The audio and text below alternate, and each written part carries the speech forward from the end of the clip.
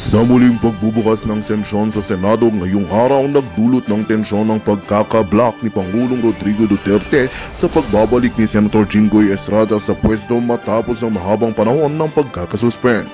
Ipinahayag ni Pangulong Rodrigo Duterte ang kanyang desisyon ay batay sa natuklasang ebidensya ng katiwalian laban kay Senator Estrada. Sinabi ng Pangulo na mahalaga ang linis at integridad ng institusyon ng Senado at kailangang malagot ang sinumang mga sangkot sa katiwalian. Sa isang magkaibang pangyayari, labis na pinuna ni Senator Ronald Bato de la Rosa ang umunoy PIDEA leaks o pagkalat ng sensitibong impormasyon mula sa Philippine Drug Enforcement Agency. Ibinunyag ni de la Rosa sa plenaryo ang ilang dokumento na naglalaman umano ng kompedensyal na impormasyon ng PIDEA na lumabas sa publiko. Hinamon ni Bato ang ahensya na maging mas maingat sa kanilang interna na seguridad at siguruhing ligtas ang mga sensitibong impormasyon laban sa lumang uri ng pagkalat. Samantala, nananatili ang debateng ito sa sentro ng pampulitikang diskurso na nagmula sa napakainit na politika ng bansa. Ang mga batikos at pahayag ng mga mambabatas ay nagpapakita ng puwersang umuugit sa palasyo at bumubuo ng mga mahahalagang usapin sa kasalukuyan. Well, ito nga ang balitang ating pagkakatutukan, ngunit bagong lahat siguraduhin mag-subscribe at i-hit ang notification bell para sa patuloy na pagtutok sa mga sulyap ng bagong balita sa tunay na boses ng masa.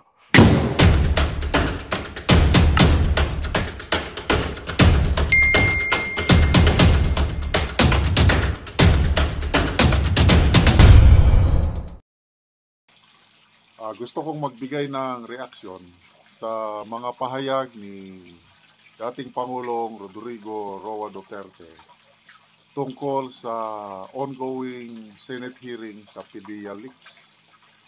Okay. After yung May 7 hearing, ito yung nagmamalinis na Senator Jinggoy Estrada, sinasabi niya na ano na daw, may conclusion na siya na ang nag-leak sa PIDEA documents ay si Morales, sinungaling yung Morales, at pinapahiwatig niya na as far as he's concerned, tapusin na, huwag nang ituloy yung investigation. Well, ito, pakinggan natin ang pahayag ni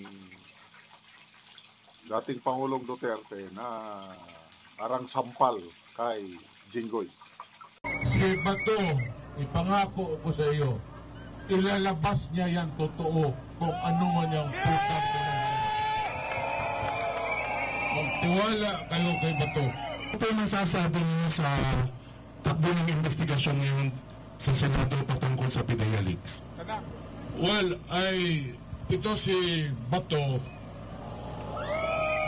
ito yung dinala ko doon sa Manila kasi ginawa kong PNP chief. Bato, bata pa rin ako noon, fiscal ako, second lieutenant pa yan sa Philippine Constabulary. Ihado ko yan, ako ang ninong sa kasal niyan. I have full faith. Kaya lang medyo madaldal. Minsan saan pupunta yung bunganga. Pero hayaan mo siya.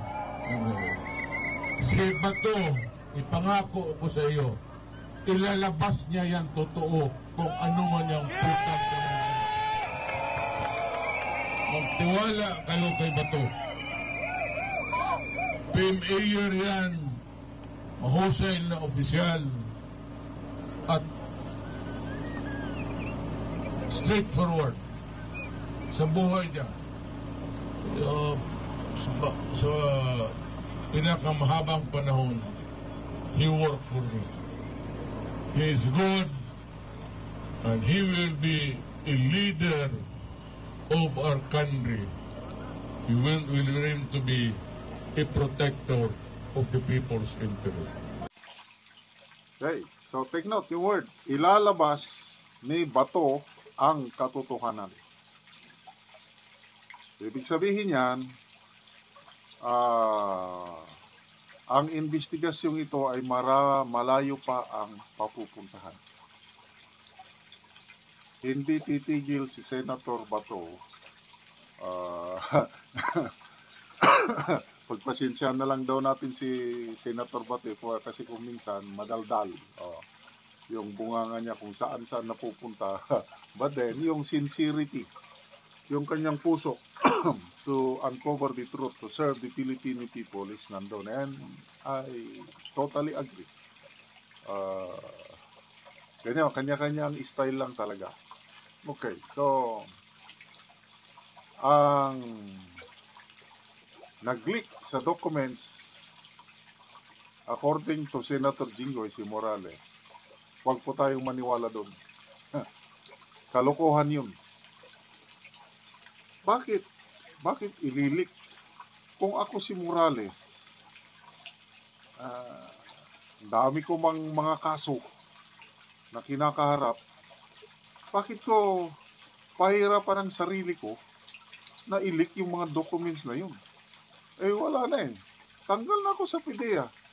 That was halos 12 years ago. Ano?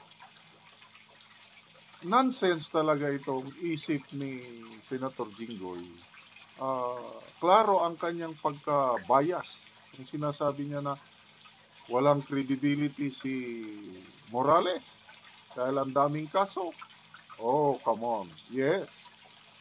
Maraming kaso si GM. GM na nga ng kanya, Jonathan Morales. Maraming kaso. Kaya lang hindi ibig sabihin na masama na siyang tao dahil wala pa siyang conviction. Ang nagsasalita, tingnan niya yung sarili niya. May conviction ba siya? Wala. Ganun lang kasimple. Si Morales, hinaharap niya, inaamin niya, patong-patong ang kaso. But I believe, yung mga kaso na yan, bunga na. Kasi grabe itong Morales na ito nung nasa PIDEA siya. Pwede naman siyang manahimik. Kaya lang nagre-reklamo siya eh. Bakit hindi lumalabas kasi nung nasa PIDEA pa siya, marami silang gustong gagawin. Talagang labanan ng droga. Kaya lang may nagko-control sa galaw nila. Sabi nga niya sa isang interview, dinadala sila sa isang lugar nga ang huhulihin lang, yung mga piso-piso lang. Ibig sabihin, mga pipitsugin na mga drug pusher ba yan o user. Ang gusto ni Morales, yung totohanan, including big time. Kasamang big time, yung i-operate nila, surveillance sana na alleged. Yung report ng confidential agent na isang politiko, may pangalan na Bongbong Marcos alias Bonget, at isang Marisol Soriano at iba pa, yun ang kanilang trabahuin. Biglang pinatigil. And marami pang ibang sinasabi niya na pinapatigil sila. Kaya nagre-reklamo siya. So, doon mo makikita itong taong ito na mayroong kakaibang katangian. Kaya saludong-saludo ako dito kay Jonathan Morales na ito. Ilalabas ni Bato ang katotohanan. Sabi ni Senator Jinggoy sa kanyang media interview after yung hearing, as far as he is concerned, wala daw involvement si PBBM. Parang gawa-gawa lang daw yung dokumento na isinama ang pangalan ni Bongbong Marcos Jr. at Maricel, gawa-gawa. Sinong mas magaling? Bato na naging PNP chief, investigador, o si Jinggoy? Nagsabi na si Bato na authentic yung dokumento, hindi AI. Sinasabi naman itong nagmamagaling na Jinggoy, gawa-gawa lang daw dahil yun ang sabi ng PIDEA. Pagkawalang analysis. Kung ano yung sinabi ng PIDEA, yun na rin siya. Huwag niyong ismulin ang taong bayan na kung anong sasabihin niyo, maniwala na lang ang taong bayan. Nag-iisip po, matalino po ang taong bayan. Okay? So, labanan na ito, battle of perception. Sabi niya, nag-leak si Morales. May maniniwala ba sa kanya? Meron siguro, yung mga nagbulag-bulagan. Pati yung Pilipino, na may pagmamahal sa bayan at nagmamasid, nag-iisip, wala, hindi gagawin ni Morales na siyang mag-leak. Somebody has leaked. At yung mga hinahanap na dokumento, sinong may hawak? Nako, patay sila ngayon. Yun ang sinasabi ni PRRD na ilalabas ni Bato ang katotohanan. Abangan natin, May 13 pala ang next hearing. Pag biglang ilabas ngayon yung sinasabi ni Morales na 5 pictures, na sa mga picture na yon in-identify ng civilian informant, confidential informant na sino yan? Maril Soriano, sino ito? Bongbong Marcos Jr. Pag ilabas yun ngayon, sana mag-attend ulit si Jinggoy sa susunod na hearing at ipapakita sa kanya mismo yung picture. Kasi sabi niya, wala daw involvement si BBM sa issue na yan. Kung ipakita ngayon, picture, klaro ang muka. Sabi niya, walang involvement si Maricel at BBM at ipakita ngayon ng picture. Yon ang mga katotohanan na hihintayin pa natin. And I believe, lalabas yung picture na yan.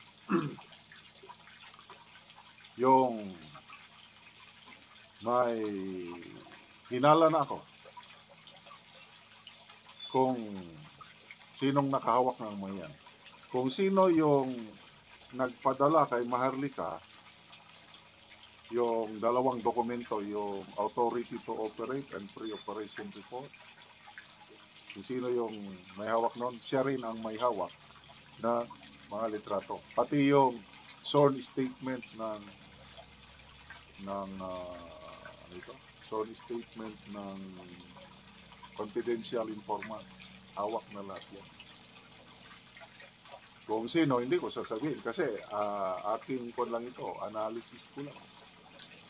Basta lalabas at lalabas yung katotohanan at hindi hihinto si Senator Bato kasi karapatan ng taong bayan na malaman ang katotohanan na ang pinagkatiwalaan ng 31.6 million Pilipino na mag-lead sa bansang ito, akala nila may kakayahan. Ngayon, question mark na kung lalabas yung. So itong dokumento na nag-leak na, nasabi ni Senator Bato is authentic, dokumento lang yan. Dapat masundan pa yan ng added evidence, yung picture. At yung confidential informant, sabi ni Marlica, buhay pa. Kung biglang haharap sa hearing, tapos sasabihin na nakita ko sila, kasi ganito, i-detalye niya. Ano ngayon? Sana ito, hihintayin ni Senator Jinggoy at tignan natin kung ano ang kanyang masasabi. Naabay sa trip sa New York. Nung kauna-unahang trip sa New York ni Presidente at saka ni Lam, merong isang Pilipino na kasama sila na di umano ay wanted. Ewan ko kung nakuha nyo rin yung kanyang expose na ganito, no? Pero itong Pilipinong ito daw ay wanted para sa pangangalakal ng pinagbabawal na gamot. Hindi lang pala sa Pilipinas, abay pati sa Australia. So ang tanong na marami, bakit napakalapit doon sa larawan na yon itong taong ito kay Presidente at kay PBBM at kay Lam doon sa New York? Ang sabi nga ni Attorney Trixie Angeles, oy, alam ko yung picture na yan, nasa likod lang ako, no? Nakita ko yan. Natatandaan ko yan kung kailan kinuha yung picture na yan. At kung makikita mo yung picture na yon, ang akala ko nga para siyang PSG kasi malapit siya at siya parang meron siyang position na parang confidential na naroroon siya, no? So ang tanong, anong ginagawa na isang drug trader sa tabi ng Presidente at ng First Lady sa New York? Number 1. Number 2, baka naman sumakay pa yan sa Presidential Flight 001 papunta ng New York. Baka tayo pa nagbayad ng kanyang pamasahe.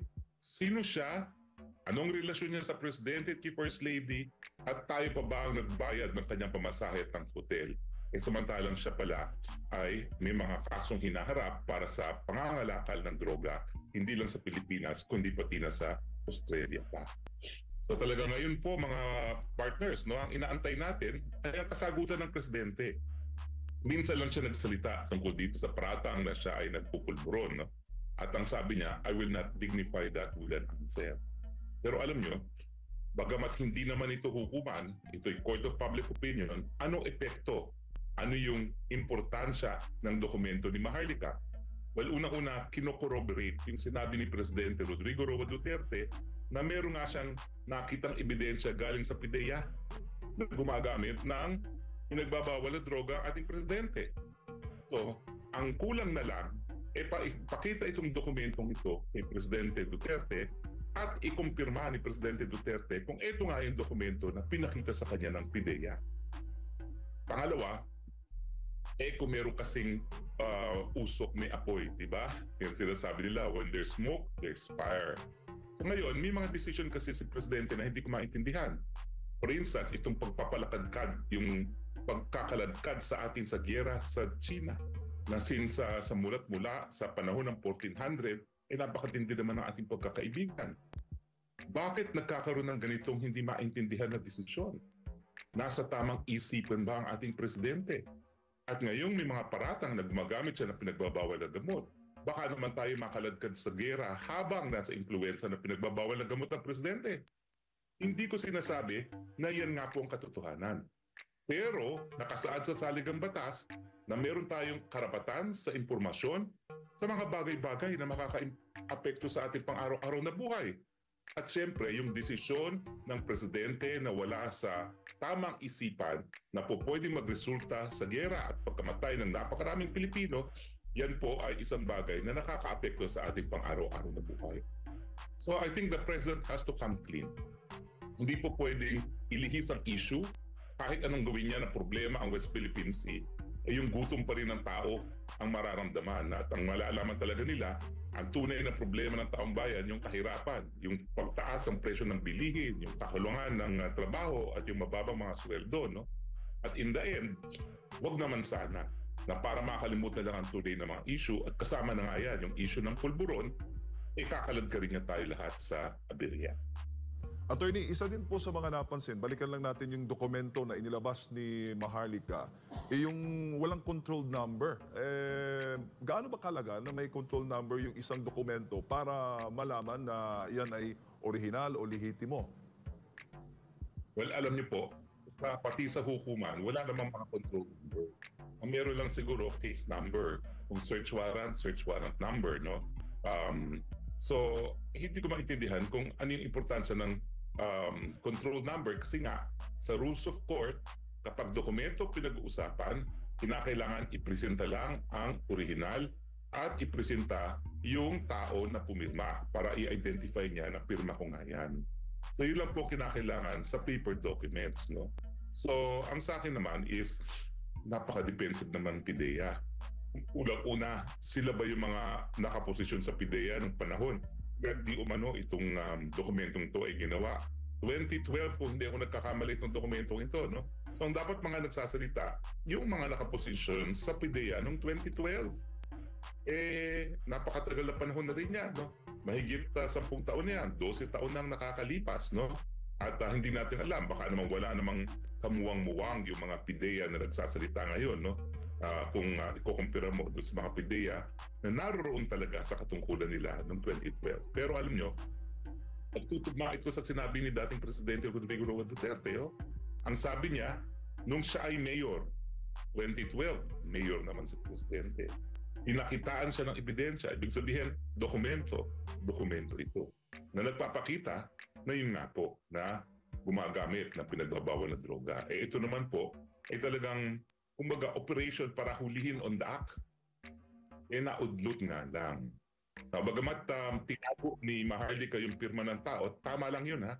Kasi alam nyo, yung taong yun ngayon ang magpapatunay sa authenticity ng dokumentong ito. Abay kung nais itago ang katotohanan, ang gagawin nilang dyan, gugurgurin siya. Alam mo, napakagaling ito si Maharlika, no? Siya ang responsable sa pagkakaroon ng mga bagong mga salita gaya ng gurgor. Ngayon, alam ng tao na kung ano ibig sabihin ng gurgor. So kinakailangan talagang itago kung sino yung taong yan. Dahil Yung mga tao na gustong itago ang katotohanan, ay nako, baka matepok yung taong yan. So ngayon, ang dapat sa PIDEA ay magkaroon sila ng transparency. Tignan nila. Siguro dapat makipagtulungan. O di naman kaya, si Maharlika na makipagtulungan na sino yung taong yun. Hanapin na natin kung sino yung taong yun. Hindi naman kinakailangan, otoridad pa maghanap dun sa taong yun. Pero may nakapirma dyan na taga-PIDEA, so madali natin malaman kung sino yung taong yan. At panindigan niya kung pirma nga niya o lagda nga niya yung nandoon sa dokumento. May paliwanag naman si Maharlika doon sa tanong ni partner Jade kung mahalaga ba yung control, bakit walang control number. Ang sabi niya, during kasi na isinabmit yan para sa operation, kasi parang ano yan bago mag-operate, kumbaga hindi talaga nakapag-operate kasi hinarang na. Kung naituloy yung mismong operasyon, malalagyan daw yan ng control number. Kaso nga lang, nung sinabit pa siguro yan, nabasa ng hindi binigyan ng go signal, kaya walang naging control number. At kung pagbabasehan mo naman yung pahayag ng PIDEA, ang sinabi naman doon na mga operation, hindi nga natuloy yung operation. Kasi nga, hinarangan na. So, yun ang mga sinasabi ng dalawang panig attorney. Well, ewan ko kung may nabanggit si Maharlika kasi pangya ko lang nakita yung interview nyo, no? Atat na atat nga ako sumali doon sa usapin. Atat na atat din kayo makipag-usap sa kanya. Alam mo, tayo lang ata ang nagpakita ng interview kay Maharlika. Tayo lang sa periodiko ang pumansin dyan. Pansinin nyo, mainstream media, tahimik. Samantalang newsworthy ito, no? Newsworthy ito dahil ordinaryong dokumento ito na po pwedeng mapatunayan. Hindi ko pa sinasabi na napatunayan yan. Pero napakadali patunayan yan. At kapag yan ay katotohanan, ay talagang sa akin, yan ang mag-i-explain sa mga desisyon na hindi ko maintindihan na ginagawa ng ating presidente. Lalong-lalo na yung kanyang propensity na balentong ng balentong, walang consistency sa kanyang mga pulisiya na sinasabi. Well, ewan ko kung nabanggit ni Maharlika kung sino ang pumarang. Pero ito matter of fact lang. Yung mga pagkakataon na yun, alam natin na ang unang ginang ay kapartner ng dating executive secretary mismo ni Presidente Noynoy Aquino na nakaupo noong 2012. Alam natin na nagkaroon ng gusot sa kanilang relasyon dahil nga dun sa vice presidential elections ng 2016 na maging katunggali sila. Pero ang balita ko nga pala mga partners, sabi ng aking mga balita, ang ating mga marites, balikan na raw sila ngayon. Friends na sila uli. At syempre, pag ikaw na may naging law partner, ako naman ay 34 years na rin nagpa-practice at nagkaroon ng mga law partners, matindi talaga yung samahan na yan. So hindi ko lang alam kung sino talaga yung tao na nagpapigil ng raid. Pero definitely, hindi ko alam kung senador noon ang ating presidente. Alam niyo ba kung senador siya noong 2012? I-search natin kasi 2013 siya tumakbo bilang pangalawang pangulo. 2016 elections yun, di ba? 2016 siya. 2016 elections. So mukhang senador siya noon, no? Kasi nag-serve siya short term as senator. So, kung 2016, siya ay tumakbo noong 2010 at siya ay naging senador ng mga panahon na yun. So anyway, may impluwensya rin siyempre isang nakaupong senador at siyempre malapit din ang kanyang pamilya doon sa dating nakaupo na executive secretary. No? So yun po ang mga dapat ngayon, ang sinasabi ko, hindi naman dapat paniwalaan kaagad-agaran. Siyempre, kinakailangan dumaan sa proseso para makita ang katotohanan. Pero hindi po pwedeng manahimik ang presidente ngayon. Hindi talaga po pwede. Kinakailangan na siyang mag-deny or mag-explain. Pero attorney, lumalakas dahil nga dito sa pagkakalabas nitong mga dokumentong ito, lumalakas yung parawagan na dapat magpa-drug test na ang Pangulo. Napakahirap ba magpa-drug test, attorney? Hindi kasi ginawa naman yan minsan di ba nung siya ay naging kandidato, ginawa naman niya yung drug test. At dahil may ugong-ugong ng hari ng mga panahon na yun. Pero ngayon, mas importante magpa-drug test, no? At kung talagang gusto niyang matigil na itong issue nito, dapat ang drug test sa pamamagitan ng buhok. Kasi ang pagkakaintindi ko, ang pulburon madaling mawala sa bloodstream. Pero yan ay nananatili sa buhok. Para lang once and for all, matigil na itong mga ugong-ugong. Hindi mo kasi po pwede mabaliwala ang mga sinasabi ni Maharlika kasi alam ng lahat sa mulat-mula siya ang pinakamalapit na loyalist vlogger kay PBBM. Alam ko yan nung ako'y presidential spokesperson at alam ko talaga yan. At lahat ng tao alam yan. Kaya nga minsan, dapat siguro sabihin na talaga ni Maharlika anong nangyari sa kanila at biglang nawala siya ng diskurso. Nagkaroon siya ng diskurso dito sa matagal na niyang tinataguyod na PBBM. Attorney, pakinggan muna natin yung komento naman ng isa sa mga alter ego ni Pangulong Bongbong Marcos kaugnay naman sa pagkakasangkot ng huli sa issue ng illegal na droga. Naritong report ni MJ Mondihar. Nasanay ang buong mundo na magpalabas ng prank kung di kayo magbiro tuwing Abril 1 o mas kilala sa buong mundo bilang April Fool's Day. Pero ang political vlogger na si Maharlika hindi mabiro kahit April Fool's Day matapos magpalabas ng 2 dokumentong nag-uugnay sa presidente ng Pilipinas sa paggamit ng illegal na droga. May tatak na confidential at logo ng Philippine Drug Enforcement Agency o PDEA ang mga ito. At ang target ng drug operation batay sa dokumento na may petsang March 11, 2012 ay si Pangulong Bongbong Marcos Jr. Nauna nang itinanggi ng PDEA ang authenticity ng mga dokumento at binalaan ng publiko na maaaring makagawa o makapag-reproduce ng mga dokumento ng gobyerno gamit ang AI o Artificial Intelligence. Kung si Interior Secretary Benhur Abalos naman ang tatanungin, fake news ang laman ng mga dokumento. Well, ganito lang. Huwag naman tayo maniniwala sa mga fake news, no? No less than PDEA nagsabi na hindi totoo ito. Kuminsan, it's so unfair. Alam mo, right now, ang daming lumalabas, no? Kahit nga raw siya ay biktima ng fake news dahil minsan na rin siyang nadali ng identity theft. Kaya nga, ito lang sa amin, sa cybercrime. Ako mismo, nagdemanda ako eh. Nagdemanda ako sa Pangasinan sa mga gumagamit ng pangalan ko, ng boses ko. It's identity theft. Ang kaso pa nito ay hindi lamang identity theft, no, pati estafa pa dahil ang dami niyang hiningan. So yun ang mga sinasabi ko. Pag-ingatan po natin, huwag tayo basta-basta kaagad maniniwala.